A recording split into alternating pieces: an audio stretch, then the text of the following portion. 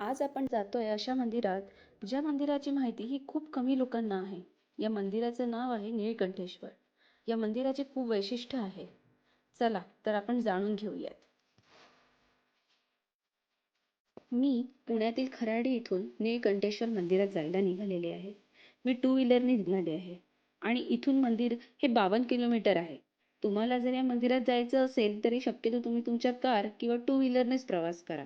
कारण या मंदिरात जाण्यासाठी तुम्हाला डायरेक्ट बस किंवा ऑटो असं काहीही मिळणार नाही. हे मंदिर खडकवासला आणि पानशेत धरणाच्या अगदी जवळ आहे. या मंदिरात भगवान शिव यांची प्रार्थना केली जाते.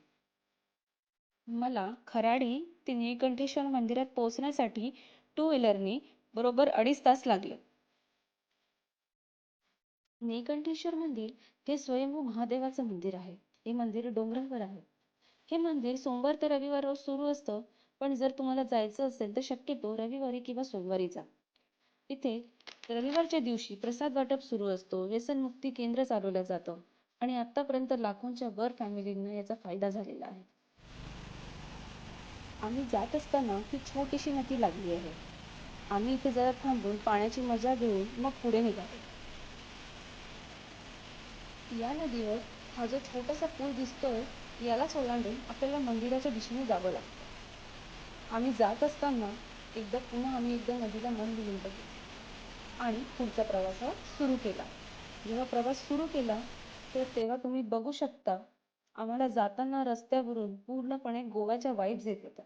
असं वाटत होतं हे पुणे नसून आम्ही गोव्यातच कुठेतरी फिरायला आलेलो आहोत आणि आम्ही याचा पूर्ण आनंद घेत होतो. तर चला, आता आपण फायनली मंदिरात पोहोचलेलो आहे आणि इथे पार्किंगचं तुम्ही बघू शकता. टू व्हीलरला 10 रुपये आणि फोर व्हीलरला 20 रुपये हे लोक आकारतात. इथे तुम्ही बघू शकता किती जणांच्या गाड्या लागलेल्या आहेत आणि रविवारी आणि सोमवारी या 2 दिवशीच इथे तुम्हाला भरपूर गर्दी दिसेल आणि बरेच लोक दिसतील. आम्ही आता मंदिराच्या पायथ्याशी येऊन पोहोचलेलो आहे. तुम्ही बघू शकता इकडे पार्किंगची सोय केलेली आहे, इथून ट्रॅकिंगची सोय केलेली आहे आणि इथून ट्रॅक्टरची सोय केलेली आहे आणि ज्यांना ट्रॅक्टरने जायचे त्यांच्यासाठी इथे बेंचेस लावून ठेवलेले आहेत. सो तुम्ही इथे बसून वेट करू शकता ट्रॅक्टर रिटर्न येण्याचा.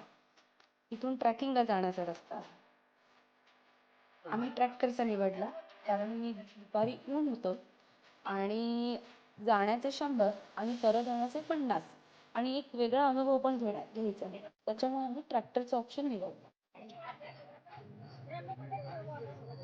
फायनली ट्रॅक्टर सुद्धा सुरू झाला आणि आमचा मंदिराकडे जाण्याचा प्रवास सुरू झाला. मला काहीही अंदाज नव्हता की हे कसा असणार आहे रस्ता.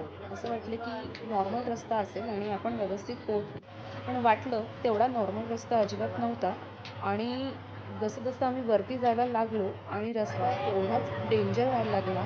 आजूबाजूला नुसत्या दऱ्या होत्या. ते बघून मी इतके घाबरले की असं वाटत होतं की त्याच्यापेक्षा ट्रॅकिंग केलं असतं तर बरं झालं असतं, असं मला वाटायला लागलं. पण ठीक आहे, खूप एन्जॉय केलं. खूप म्हणजे खूप खूप वेगळा आणि नवीन असा अनुभव होता. तुम्ही बघू शकता ट्रॅक्टर शेवटी आम्ही मंदिरात येऊन पोहोचलेलो आहे. या काकांना आम्ही पैसे दिलेत आणि मंदिर बघायला आम्ही सुरुवात केली. जातानाच लाईनीत खूप सुंदर सुंदर देवांच्या मूर्त्या ठेवलेल्या होत्या. इथे नवनाथांची बैठक मांडलेली होती.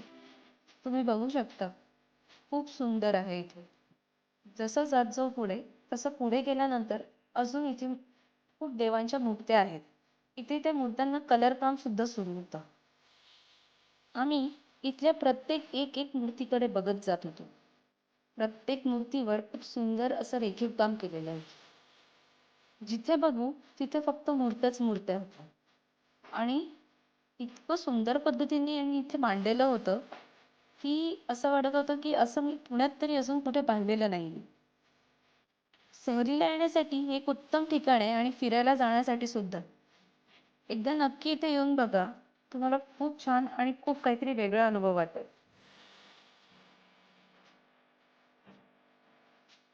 इथे श्री गुरुदेव दत्त यांचं खूप सुंदर असं मंदिर होतं आणि अगदी याच मंदिराला लागून याच्या अगदी मागच्या बाजूला यांनी अजून एक खूप सुंदर गुरुदेव दत्तांची मूर्तीची रचना केलेली आहे. खूप सुंदर हे मंदिर आहे. आता आपण मंदिरात जातोय आणि इथे खूप सुंदर तळ आहे. तुम्ही बघू शकता. छोटस आहे पण खूप सुंदर आहे. आणि आता आपण मंदिराच्या आत जायला निघालो. हा मंदिराच्या आत जाण्याचा मार्ग आहे. इथून आत गेल्यावर आतमध्ये अजून खूप सुंदर सुंदर देवांच्या मूर्त्या आहेत ठेवलेल्या.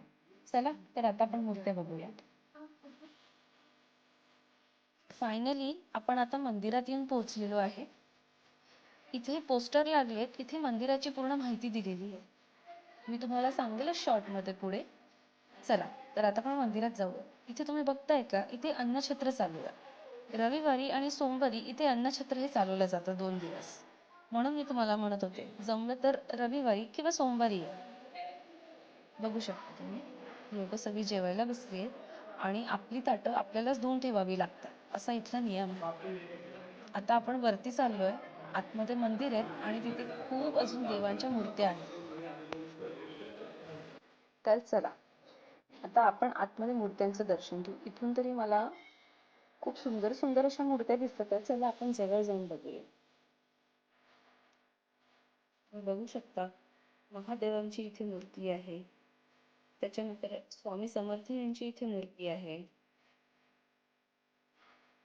गणपती बाप्पा, श्रीराम सीता विवाह, विठ्ठल रुक्मिणी, राधा कृष्ण, शिव पार्वती विवाह, अर्धनर नारी नटेश्वर, सप्तशृंगी देवी,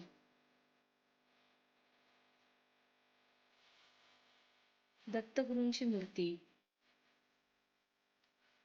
अशा इतक्या सुंदर सुंदर इथे देवांच्या मूर्त्या ठेवलेल्या आहेत. तुम्ही बघू शकता. आपण आता एकदम मंदिराच्या गाभाऱ्यात चाललेलो आहोत. एवढ्या मूर्त्या झाल्यात की याच्या बाजूनी एक छोटासा रस्ता आहे. हे मंदिर आहे. त्याच्या आधी आपण अजून 2-3 देवांचे दर्शन घेऊया आणि मग आपण मंदिरात जायला निघूया. हा मंदिराच्या आत जायचा रस्ता आहे. तुम्ही इथे बघू शकता. इथे आणि बोर्डवर पण दारूबंदीसाठी इथे नावे नोंदवावी लागतात. ज्यांना त्यांची दारू सोडवायची आहे त्यांना. आता आपण मंदिराच्या आत जाऊ. इथे खूप जण बसलेले असतात. ज्यांना दारू सोडवायची आहे त्यांच्या घरातील लोक त्यांना इथे घेऊन येतात. या मंदिराचं एक वैशिष्ट्य आहे की इथे दारू शुद्ध आहे. आणि तुम्ही बघू शकता किती सुंदर महादेवांची मूर्ती आहे आणि पार्वतीची, आणि त्यांच्यामध्ये गणपती बाप्पा बसलेले आहेत. तुम्ही बघू शकता मंदिरातून किती मोठं आहे. खूप मोठं मंदिर आहे. रविवारी आणि सोमवारी इथे बरेच लोक येतात दारू सोडवण्यासाठी.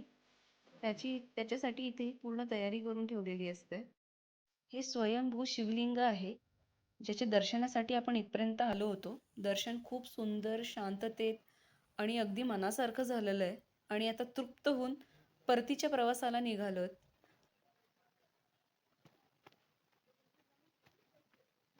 अन्नछत्राच्या व्यतिरिक्त इथे दुसरं खाण्यापिण्याची कसलीच सोय नाही आहे. जास्तीत जास्त तुम्हाला इथे ताक, लिंबू पाणी, पेरू आणि काकडी एवढ्याच काहीतरी सिलेक्टेड गोष्टी खायला मिळतात. म्हणून जर तुम्ही तुमच्या फॅमिलीसोबत किंवा लहान मुलं घेऊन येत असाल तर खाण्यासाठी नक्की काहीतरी सोबत घेऊन या. चला आता आपण परत जातोय. तुम्ही बघू शकता किती सुंदर हे दृश्य आहे आणि आपण किती उंचावर आहोत.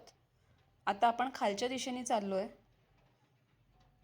खूप सुंदर अशी ही सिनेरी आहे आणि सगळीकडे हिरवंच हिरवं आहे.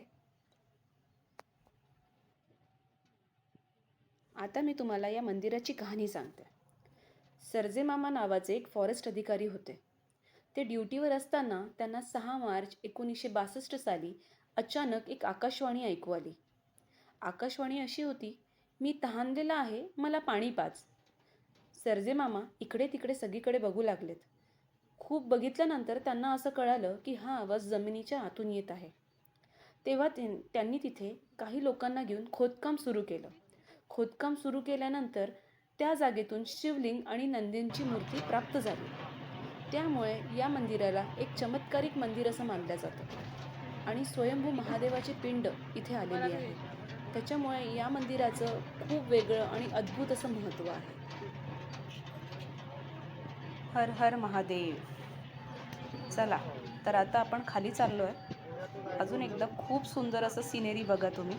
खरंच हे सिनेरी बघण्यासाठी, हे दृश्य बघण्यासाठी, डोकं शांत होण्यासाठी आणि एक खूप सुंदर मंदिराचा अनुभव घेण्यासाठी जमलं तर इथे नक्की एकदा या. कसं वाटलं हे मंदिर मला कमेंट बॉक्समध्ये नक्की कळवा. थँक्यू.